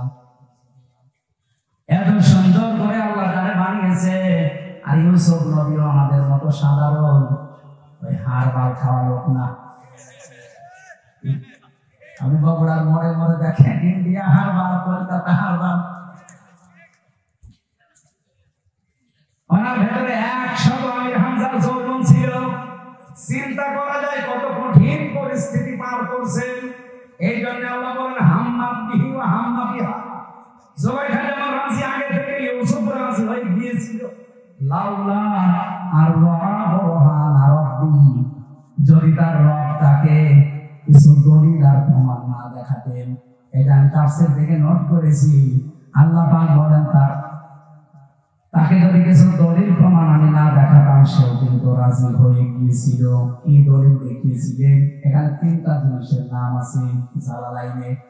1 নম্বরে কোন দলিল দেখলেন? ওই ঘরের ভেতরে হযরত জিবরাইল হাজির হয়ে গেছে। কেন হাজির হয়েছিলেন? 1 নাম্বার কারণ হচ্ছে এত কিছু সামনে পাওয়ার পরও হযরত ইউসুফ এগিয়ে যাননি, ওইখানে পিছাচ্ছিলেন। আর জুলাইখা এগিয়ে যাচ্ছিল, এই যে পিছিয়ে ছিলেন, এতটুকু আল্লাহ ভালো লেগেছে। রব্বুল আলামিন এই জন্যই তার কাছে পাঠিয়েছে প্রথমে একটা চিঠি। হযরত জিবরাইল মেলে ধরেছিল, আমি তোমার মালিক বলছি, তুমি কিন্তু জিনা করতে পারো না। 2 নম্বরের দলিল হযরত ইয়াকুব আলাইহিস সালাম, যার মনে হচ্ছে সরাসরি ঘরের ভেতরে দাঁড়িয়ে বলছে, ইউসুফ আমি তোমার বাবা বলছি, তুমি কিন্তু জিনা করতে পারো না। 3 নম্বরে আকস্মিক ভাবে ঘরের ভেতরে একটা অন্ধকার পরিস্থিতি তৈরি হয়ে গিয়েছিল। এই 3টা দলিল দেখার পরে হযরত ইউসুফ মনের ভেতরে যে আশাটা ছিল, ওই আশার উপরে ভর করে কিন্তু জানতেন না যে সবগুলো দরজায় তো তালা মারা, কোনো জায়গায় লাভ নেই। আর মেয়েটা বলে দিয়েছে সামনে যে কোনো লাভ হবে না, সব আমার কাছে তালা লাগানো, চাবি নিজের কাছে দিয়েছে। হযরত ইউসুফ শুধু মনের উপরে জোর দিয়ে আল্লাহর উপরে ভরসা করে তিনি যখন দৌড় দিয়েছেন, দরজার কাছে যাওয়ার পরে খাজেন পাবেন, খাজেন তাফসীর, দরজা প্রথম যেটা ওর কাছে যাবার পরে দেখে না দরজা খোলে না। মনে মনে সিদ্ধান্ত নিলেন, আল্লাহ আমি তো তোমার উপরে ভরসা করে মনের উপরে জোর দিয়ে এ পর্যন্ত দৌড়িয়ে এসেছিলাম। কমপক্ষে এই বাস থেকে বাস পর্যন্ত, এই ঘরের কোণা থেকে এ পর্যন্ত দরজায় আমি আসলাম, দরজা তো যে অবস্থা, তো নিজের মানুষের ভাঙা সম্ভব না তালা লাগানো। ইউসুফ নবী কয়েক সেকেন্ডের ভেতরে ভাবছিলেন ওই মহিলা দৌড় দিয়েছে। প্রথম নাম্বারে যখন 1 পা 2 পা করে জুলাইখা এগিয়ে আসে, ইউসুফ নবী তো চোখ বন্ধ করেছিলেন, হঠাৎ চোখ খুলে দেখেন দরজা খুলে গেছে। আর কোরআন বলেন, ওমাইয়াত্তাকিল্লাহ ইয়ারযুকহু মিন হাইথু লা ইয়াহতাসিব ওয়া ইয়াতাওয়াক্কাল আলাল্লাহি ফাহুয়া হাসবুহ। এটা পুরো আয়াত সূরা তাওবার 2 এবং 3 নম্বর আয়াতে আছে। আল্লাহর প্রতি যদি তাকওয়া অবলম্বন করতেই পারে, অবশ্যই আল্লাহ এমন জায়গা থেকে তার রাস্তা তৈরি করে যায় তার ধারণাও ছিল না। ইউসুফ নবী কোনোদিন ধারণা করে না যে দরজা খুলতে পারে। দিয়েছে কে? কিসের কারণে? তাকওয়া। বলেন বলেন। আমরা রমজান আল্লাহ দিলে এইটা তৈরি করার জন্য, নারী পুরুষ সত্যি যদি এই কাজ তৈরি করতে পারি এক মাসের ভেতরে, আগামী বাকি জীবনে এমন এমন জায়গায় বিপদে পড়বেন, সাহায্য আল্লাহ পাঠাবেন যেটা আপনার ধারণাও আপনার ছিল না। আল্লাহ এখনো নেই। আল্লাহর দিকে তাকিয়ে রমজানের হক আদায় করে রোজা রাখার চেষ্টা করা আমার দরকার। আমি শেষ করে দিলাম না, এখানে কিছু কাজ আছে না, মানে আমি শেষ করছি না। এটা কি করে না? যারা দাঁড়িয়ে আছেন ব্যাগ নিয়ে আপনারা দাঁড়িয়ে ওই পাশ থেকে বাড়ি চলে আসবেন। এরপরে আমি শুরু করছি। এখানে আমাদের প্রধান অতিথি আজকে মিন্টু ভাই না, প্রধান অতিথি। এত ব্যস্ত মানুষের এতক্ষণ বসে আছেন আপনি, 2 মিনিট আছে এতক্ষণ বসে আছেন। আলহামদুলিল্লাহ, আমাদের বড় ভাই মিন্টু ভাই, উনি আপনাদেরকে সালাম দেবে, দোয়া নেবে, এরপর আমার আলোচনা দেখি কতটুকু কি করা যায়, এরপর দোয়া করবো। মাহফিলতে বছরের মতো এটাই শেষ। বাবা শাহজালাল আজকে সব হারাম করে দিয়ে যাবে।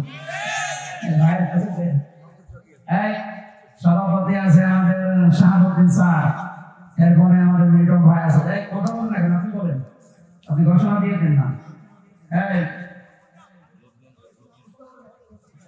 মাইকটা দেন, মাইকটা দেন। যারা টাকা পয়সা দিতে চান ওদের কাছে দিয়ে দেন।